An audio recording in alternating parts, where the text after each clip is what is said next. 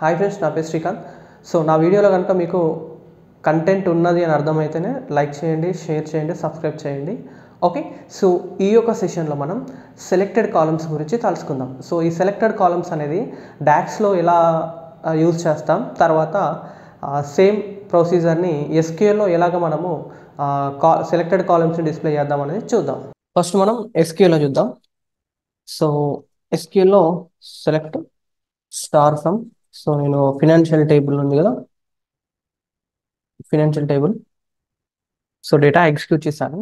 So దీంట్లో మనము selected కాలమ్స్ని ఎలాగ మనము డిస్ప్లే చేస్తాము అంటే, సో బిఫోర్ మనం ఈ స్టార్ అనేది ఏంటంటే ఆల్ కాలమ్స్కి సింబల్ అనమాట. ఓకేనా. సో స్టార్ అనేది మనకి ఎందుకంటే ఆల్ కాలమ్స్ సింబల్. దీనిపైన మౌస్ ఆన్ హోవర్ పెట్టినా కానీ చూడండి, ఇలాగ మనకు మొత్తం అన్ని కాలమ్స్ యొక్క ఇన్ఫర్మేషన్ రావడం జరుగుతుంది. ఓకే. సో మనకు కావాల్సిన కాలం ఏం చేస్తాం, డైరెక్ట్గా ఆ కాలం నేమ్ ఏదైతే ఉందో అది మనం ఇక్కడ ఎంటర్ చేస్తే ఆ కాలం ఆటోమేటిక్గా వచ్చేస్తూ ఉంటుంది. చూడండి, ఇలాగా నాకు సేల్స్ కావాలనుకో సేల్స్ ఎంటర్ చేస్తూ ఉన్నాను. అండ్ ప్రాఫిట్ కావాలనుకున్నాను అనుకోండి, ప్రాఫిట్ అని ఎంటర్ చేయగానే కింద మనకు కాలం హైలైట్ అవుతూ ఉంటుంది. ఇప్పుడు దీన్ని ఎగ్జిక్యూట్ చేస్తే ఏమవుతుంది, ఓన్లీ సెలెక్టెడ్ కాలమ్స్ అనేది 3 రావడం జరిగింది. ఓకేనా.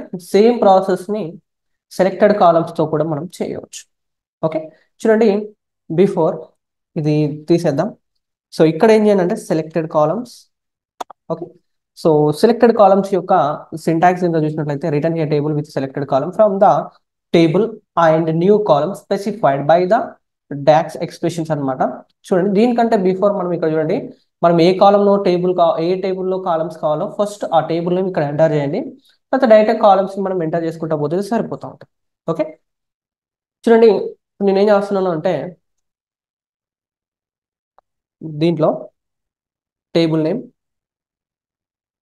ఈ టేబుల్లో నేను కాలం నేమ్ చేంజ్ చేసుకోవాలనుకుంటున్నాను. సేల్స్ అని ఉంది కదా, జస్ట్ సేల్ అని సేవ్ చేస్తున్నాను. తర్వాత ఇది ఎక్కడ ఉంది కాలం, ఫినాన్షియల్ టేబుల్లో సేల్స్లో ఉంది. సో ప్రాఫిట్ ఉంది కదా, సో దీన్ని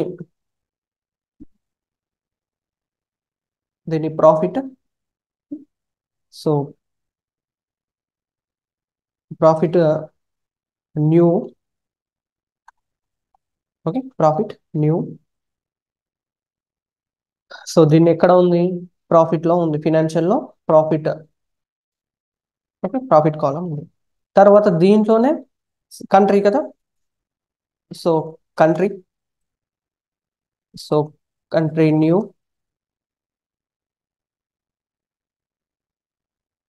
ఓకే, కంట్రీ న్యూ. సో ఇది ఎక్కడ ఉంది, కంట్రీలో ఉంది. Then close it. సో ఈ పారాంథసిస్ మాత్రం ఎండింగ్ లో క్లోజ్ చేయాలి. ఈ పారాంథసిస్ ఎండింగ్ లో క్లోజ్ చేయాలి. క్లోజ్ చేయకుండా రన్ చేసామనుకోండి, చూడండి ఇలాగ మనకు అవుట్పుట్ అనేది రాదు. ఓకే, సింటాక్స్ అనేది కంపల్సరీగా ఫాలో అవ్వాలా. ఆఫ్టర్ దట్ ఒకసారి కనుక మనం రన్ చేసేసామనుకోండి, ఇలాగ మనకు ఇక్కడ మనం ఏమైతే కాలం నేమ్ ఇచ్చామో ఆ కాలం నేమ్ ఇక్కడ వచ్చేస్తాం.